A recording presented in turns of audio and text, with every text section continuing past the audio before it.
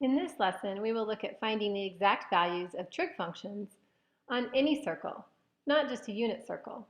Our objectives will be to use the unit circle approach to define and derive trigonometric functions on any circle, to find the approximate values of trig functions using a calculator at any angle, and finally to perform operations to find exact values of trigonometric functions. Let's go ahead and get started with our first example. Let's use the unit circle approach to define and derive trig functions on any circle. Here we have a problem. Let t be a real number, and let p, which is a point, equal -1/4, comma, square root 15 over 4, be the point on the unit circle that corresponds to t, our real number. Let's find the exact value of the 6 trigonometric functions of t. Well, how do we set something like this up? Well, first what we want to do is sketch where t is approximately. Since this is a point on the unit circle, our x-coordinate is negative, our y-coordinate is positive. That's all we really need to get out of this. So we know that when we start at the origin, we're going to go out some distance and then up some distance, and so I'll just put a point P right here randomly on my unit circle. Now the key here is that we construct a right triangle from this point. So here I've constructed my right triangle, and here's my theta. Again, notice it's always by the origin. So now I can start to define the legs of my right triangle. And why do I want to do that? Well, because I need to know what all these legs are in order to find my different trig functions. Remember that some of the trig functions use the hypotenuse, so we need to know what the hypotenuse is. Well, we know what this x value is here. This is going to be -1/4. We know the y value, as we were given that by this point, and that's going to be the square root of 15 over 4. So now you can see the advantage of having a right triangle. Anytime we have a right triangle, we can use the Pythagorean Theorem. So let's go ahead and use that to find the hypotenuse. Setting this up, I get -1/4 squared plus square root 15 over 4 squared equals the hypotenuse, or the radius squared. Squaring this, 4 times 4 is 16, and the negative becomes positive. Squaring this, root 15 times root 15 is just 15, and 4 squared is 16, and that is equal to my hypotenuse squared. Notice when I add these together, I really just get 1, and the square root of 1 is just 1. So what does that tell you about what type of circle this is? In this case, this happens to be a unit circle because my radius is 1. Let's go ahead and find the 6 trig functions. Let's start with our 3 basic trig functions. The sign is opposite over hypotenuse, so that's just root 15 over 4. Don't need to simplify that. How about the cosine? Well, the cosine, be careful, is -1/4 over the hypotenuse, which is just 1, so it's -1/4. But again, be careful that you take this sign from here. How about the tangent? The tangent is opposite over adjacent. Our opposite is root 15 over 4, and our adjacent is -1/4. Again, remember the sign, this x value is negative. Well, we can't have a fraction like this, so let's simplify. We can cross out those denominators, and if you, instead of dividing by 1/4, multiplied by the reciprocal, you would see that the 4's would cancel. So our final answer is -root 15 for our tangent. So now we have found the 3 main trig functions. Let's find their reciprocal functions. Here's where you'll need to get really good at simplifying your radicals.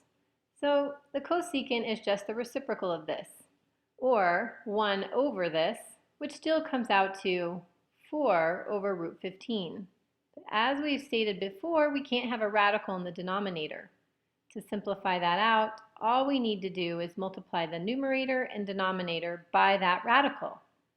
What we end up with is 4 times root 15 over 15. And that is an acceptable answer. How about our secant? We're lucky here, it's the reciprocal of the cosine of this angle theta. So all we have to do is flip this and we get -4, or -4/1. Now how about the cotangent? Well, we could write this as -1/4 over square root 15/4, simplify, and then rationalize our denominator.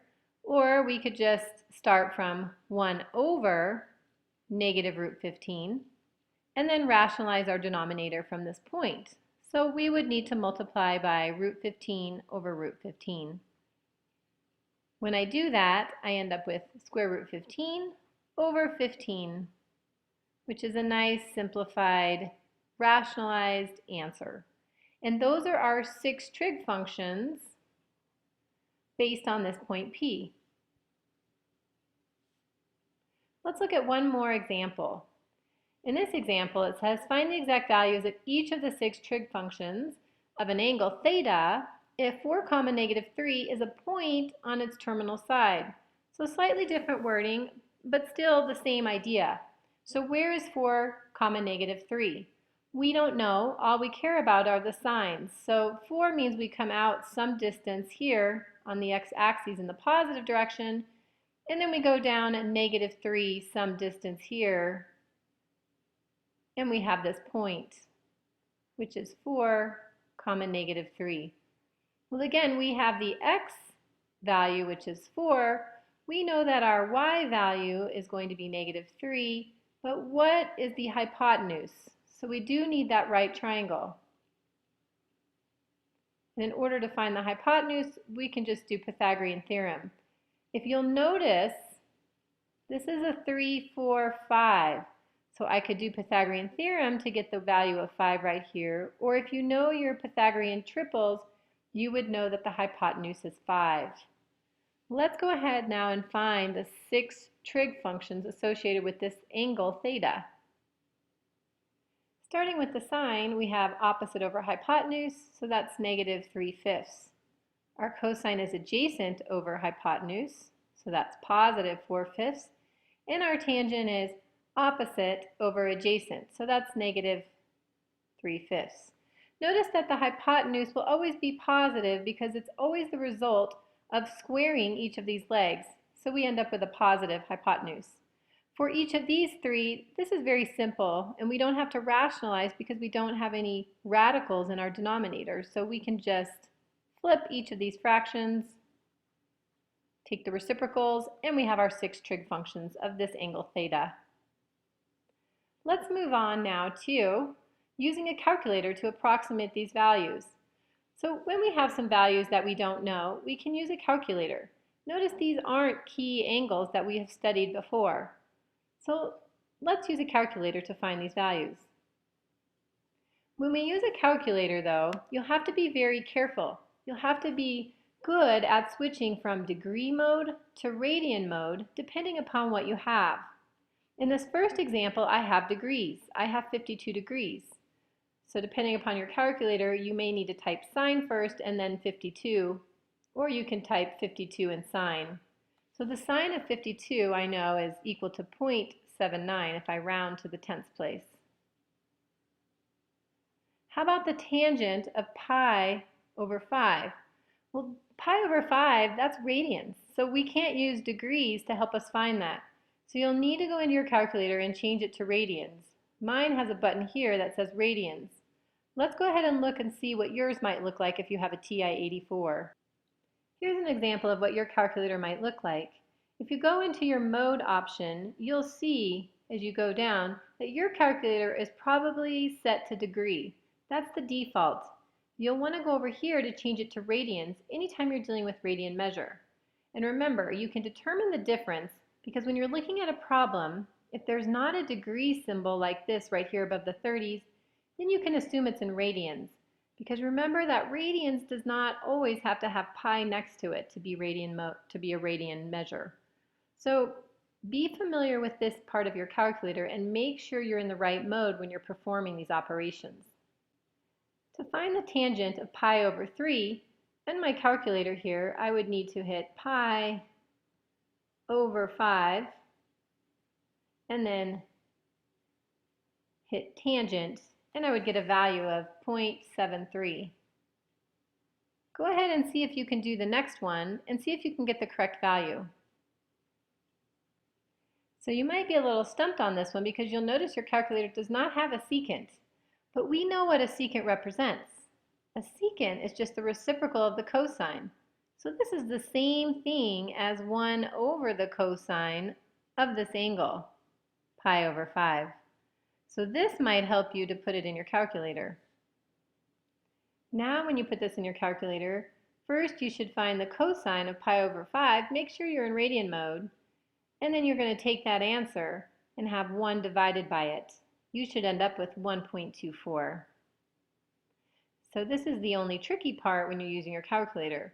If you're trying to find a trig function other than sine, cosine, or tangent, you'll have to remember to go back to what those 3 reciprocal functions actually represent. Let's move on to our last objective. Let's perform operations to find exact values of trig functions. So in these 2 examples, we're going to determine the exact value of the trig functions and then perform the operations. So let's start with our first one. What does this say? We have 2 times whatever the value of sine of pi over 6 is, plus the value of tangent of 3 pi over 4. So look on your unit circle, or hopefully you've memorized these and you know what these exact values are. See if you can determine the final value of this operation. Okay, so you should have gotten 2 times 1/2. The sine of pi over 6, that's in quadrant 1, you'll notice is 1/2, plus a -1. Did you get the -1? 3 pi over 4 is in quadrant 2. Remember that tangent is sine over cosine, or the y value over the x value. And the x value here is a negative. So we get 2 times 1/2, which is just +1, plus a -1 to give us an ending value of 0. How about this next one? See if you can figure out the next one. Again, this one is a little tricky as well. We have the cotangent of 60. Well, if you know what the tangent of 60 is, you could just take the reciprocal. If you didn't, you would want to remember that the cotangent of 60 is the same thing as the cosine of 60 over the sine of 60. The tangent is the opposite, sine over cosine, or y over x. In the cotangent's sake, it's actually x over y. So what is the cotangent of 60? Well, the cotangent of 60, that's in quadrant 1, so we know it's going to be a +1/2. What about the sine of 60? That's in quadrant 1 as well, and it's +√3/2. All right, we need to simplify. So we can cancel out our denominators, and we end up with 1 over √3, but we can't do that. We need to rationalize our denominator by multiplying the top and the bottom by √3. So this gives us √3/3, and that is the value of the cotangent of 60. So now we have √3/3 times the cosine of 45. Well, what is the cosine of 45? You know that it's +√2/2 if you look at your unit circle. √3 times √2 is just √6, and 3 times 2 is 6. So now you've taken and applied these exact values to operations. And this concludes our lesson for today. So hopefully now you feel comfortable finding the exact values of trig functions on any type of circle, not necessarily on a unit circle. You can also approximate values using a calculator by remembering to switch to radian mode or degree mode as necessary, and finally perform operations to find exact values of different trigonometric functions.